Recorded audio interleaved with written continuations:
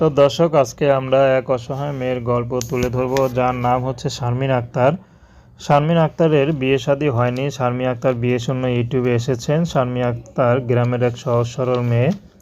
তো শারমিন আক্তারের বাবা আগে গ্রামে ছোট একটা টঙে চায়ের দোকান ছিল। তো তার বাবাটা মারা যায়। তো বর্তমানে তার মা বাবাটা মারা যাওয়ার পর বেশ কিছুদিন দোকানটা চালিয়েছিল, কিন্তু এখন দোকানটা খুব ভাঙাচোরা, ঠিকঠাক করবে যে সে অবস্থাও নাই।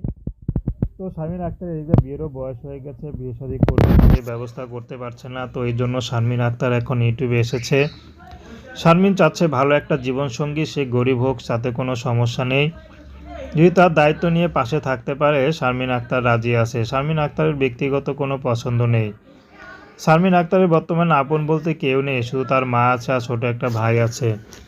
তো শারমিন আক্তার চাচ্ছে ভালো একটা মানুষ, যে মানুষটি সারা জীবন তার পাশে থাকবে, তাকে কখনো ছেড়ে চলে যাবে না, এমন একজন মানুষ পেলে শারমিন আক্তার বিয়ে শাদী করতে রাজি আছে। শারমিন আক্তারের ব্যক্তিগত কোনো পছন্দ নেই, কোনো চাওয়া পাওয়া নেই, শুধু স্বামীর ঘরে গিয়ে দুবেলা দুমুঠো ডাল ভাত খেয়ে বেঁচে থাকতে পারলেই তাতেই খুশি। তো দর্শক, এই ছিল শারমিন আক্তারের জীবনের সংক্ষিপ্ত জীবন কাহিনী। তো তার সাথে যোগাযোগ করতে চাইলে তার নাম্বার কিন্তু স্ক্রিনে দেওয়া আছে, ওই নাম্বারে ফোন দিলে যোগাযোগ করতে পারবেন।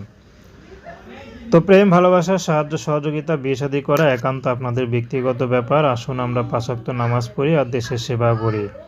তো শারমিন আক্তারের একটি কথা, যদি আমার মাকে একটু চায়ের দোকানটা ঠিক করে দিত, তাহলে হয়তো তারা অনেক স্বাবলম্বী হতে পারতো। তারা